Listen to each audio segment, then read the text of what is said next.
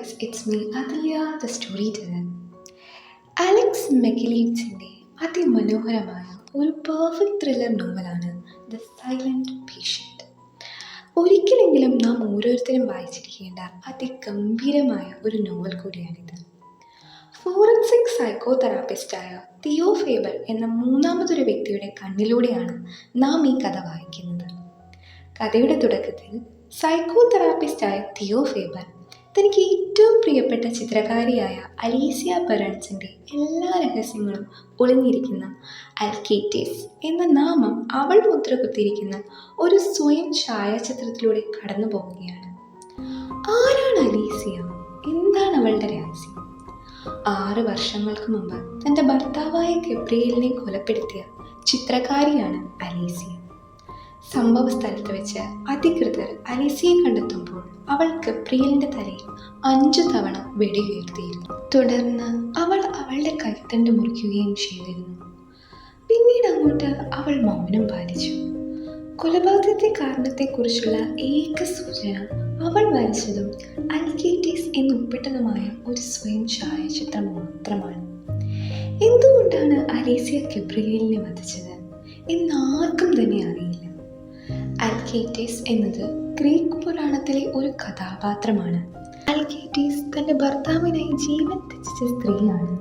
തനിക്ക് ഏറ്റവും പ്രിയപ്പെട്ട ചിത്രകാരിയെ മനസ്സിലാക്കാൻ മറ്റാരേക്കാൾ തനിക്ക് കഴിയുമെന്ന് തിയോ വിശ്വസിക്കുകയാണ്. അദ്ദേഹം അവൾക്കായി തിരച്ചിൽ ആരംഭിക്കുന്നു. അലീസിയ ഇപ്പോൾ ദ ഗ്രൂവ് എന്ന മാനസികാരോഗ്യ കേന്ദ്രത്തിൽ ചികിത്സയിലാണ്. തിയോ അവിടെ ജോലിയിൽ പ്രവേശിക്കുന്നു. ദ ഗ്രൂപ്പിൽ ജോലിക്ക് കയറിയ തിയോയ്ക്ക് അവിടുത്തെ ചികിത്സാ രീതികളുമായി ഒട്ടും ഒത്തുപോകാൻ കഴിയുന്നുണ്ടായിരുന്നില്ല.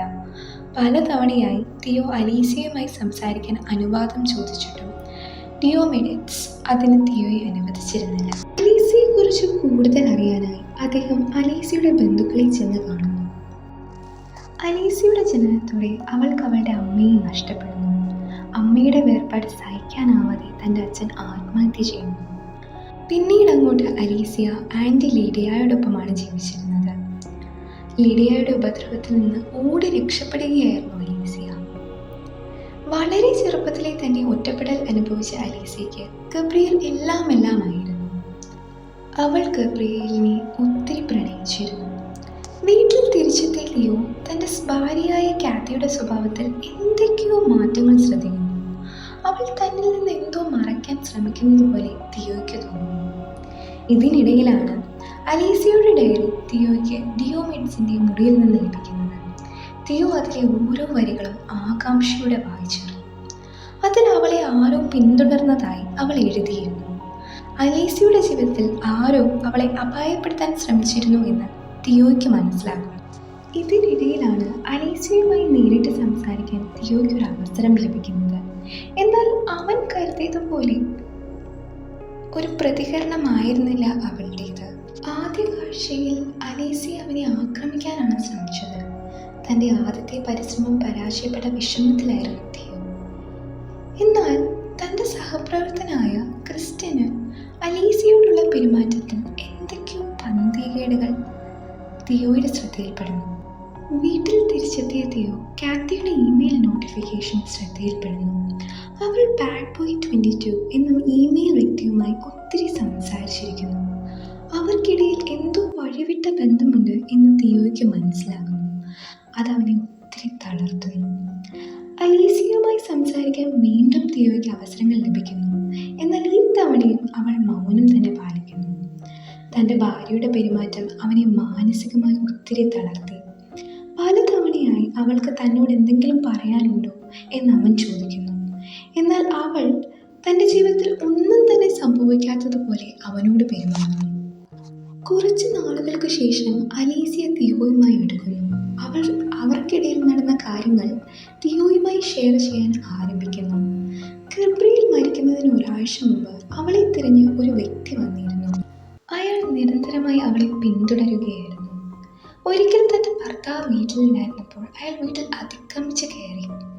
തൻ്റെ അൽക്കേറ്റീസ് എന്ന ചിത്രത്തിന് പിന്നിലെ രഹസ്യങ്ങൾ തിയോ പലതവണയായി ആവർത്തിച്ച് അലീസിയോട് ചോദിച്ചിട്ടും അവൾ അതിനൊരു മറുപടിയും നൽകിയില്ല. ഇതിനിടയിൽ വ്യാഴാഴ്ച തൻ്റെ കസിൻ നിക്കോളിനെ കാണാനാണ് പോകുന്നത് എന്ന് പറഞ്ഞിറങ്ങിയ കാത്തിയെ തിയോ പിന്തുടരുന്നു. തൻ്റെ മരണം ആഗ്രഹിച്ച ഒരു പിതാവിനോടൊപ്പമാണ് അലീസിയ താമസിച്ചിരുന്നത്. തൻ്റെ ഭാര്യയെ കൊന്ന പിശാചായിട്ടാണ് അലീസിയയെ അയാൾ കണ്ടിരുന്നത്. തൻ്റെ പിതാവിനാൽ മനസ്സ് മരവിച്ച നിലയിലായിരുന്നു അലീസിയ. അവിടെ നിന്ന് അലീസിയെ ജീവിതത്തിലേക്ക് കൊണ്ടുവന്നത് ഗബ്രിയേലാണ്.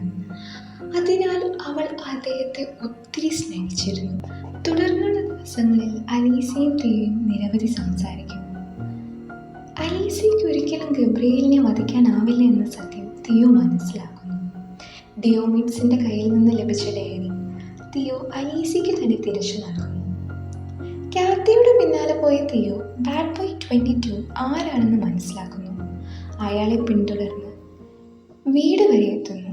അയാൾ വിവാഹിതനാണെന്നും അയാളും കാത്തിയും ചേർന്ന് 2 വ്യക്തികളെയാണ് വഞ്ചിക്കുന്നത് എന്ന് തിരിച്ചറിവ് തിയോയെ വല്ലാതെ തളർത്തി. തൻ്റെ അതേ അവസ്ഥയിൽ നിൽക്കുന്ന ആ സ്ത്രീയെ രക്ഷിക്കണമെന്ന് തിയോയ്ക്ക് പലതവണയായി തോന്നുന്നു. പിന്നീടുള്ള ദിവസങ്ങളിൽ അയാൾ ആ സ്ത്രീയെ പിന്തുടരുന്നു. പിറ്റേ ദിവസം ഓവർഡോസിനാൽ അലീസിയ കോമ സ്റ്റേജിലാണെന്ന വാർത്തയാണ് തിയോ അറിയുന്നത്. തൻ്റെ സഹപ്രവർത്തകനായ ക്രിസ്റ്റ്യൻ അലീസിയയുടെ ഫാമിലി ഡോക്ടറായിരുന്നു എന്നും അയാൾ എന്തൊക്കെയോ മറച്ചു വയ്ക്കാനായി ഇത് ചെയ്തതായിരിക്കും എന്ന് തിയോ പറയുന്നു. ക്രിസ്റ്റ്യൻ അലീസിയയെ മുമ്പ് പരിചയമുണ്ടായിരുന്ന കാര്യം അയാൾ മനഃപൂർവ്വം മറച്ചു വയ്ക്കുകയായിരുന്നു. ഇതിനിടയിൽ ഇൻവെസ്റ്റിഗേറ്റർ സ്റ്റീവന് അലീസിയയുടെ ഡയറി ലഭിക്കുകയാണ്. ഓവർഡോസ് എടുക്കുന്നതിന് മുമ്പ് തനിക്ക് പറയാനുള്ള എല്ലാ കാര്യങ്ങളും അലീസിയ ആ ഡയറിയിൽ എഴുതിയിരുന്നു. ഞാൻ ആദ്യം കരുതിയത് എനിക്ക് ഭ്രാന്താണ് എന്നാണ്. എന്നാൽ അങ്ങനെയല്ല. ഇന്ന് ഞാൻ അയാളെ വീണ്ടും കണ്ടു. എൻ്റെ തെറാപ്പി റൂമിൽ വെച്ച്. എനിക്ക് ആദ്യം അയാളെ തിരിച്ചറിയാൻ കഴിഞ്ഞിരുന്നില്ല. പക്ഷെ ആ ഗന്ധം, അതേ സുഖത്തിൻ്റെ ഗന്ധം. ഇന്നും അയാൾ അതേ വാക്കുകളാണ് ആവർത്തിച്ചത്. എനിക്ക് നിന്നെ സഹായിക്കണം, ഞാൻ നിന്നെ സഹായിക്കാനാണ് വന്നത്. ആ വാക്കുകൾ എന്നെ വല്ലാണ്ട് അലട്ടി. ആദ്യം ഞാൻ അയാളെ കൊല്ലാനാണ് ശ്രമിച്ചത്. എന്നാൽ എനിക്കതിന് കഴിയുന്നുണ്ടായിരുന്നില്ല. തിയോ വീണ്ടും എന്തിനാണ് എന്നെ തിരിഞ്ഞു വന്നത്? അയാളുടെ ആ പ്രസൻസ് അതെന്നെ ആ ദിവസത്തിലേക്ക് എത്തിച്ചു. അന്ന് രാത്രി ഞാൻ കരുതിയത് അയാൾ ഗബ്രിയേലിനെ കൊന്നു എന്നാണ്. എന്നാൽ അങ്ങനെയായിരുന്നില്ല. അയാൾ ഞങ്ങളെ ഇരുവരെയും ഒരു ചെയറിന് പിന്നിൽ ഓപ്പോസിറ്റായി കെട്ടിയിട്ടു ഗബ്രിയേലിന് നേരെ ഗണ്ണുമായി നിൽക്കുകയായിരുന്നു.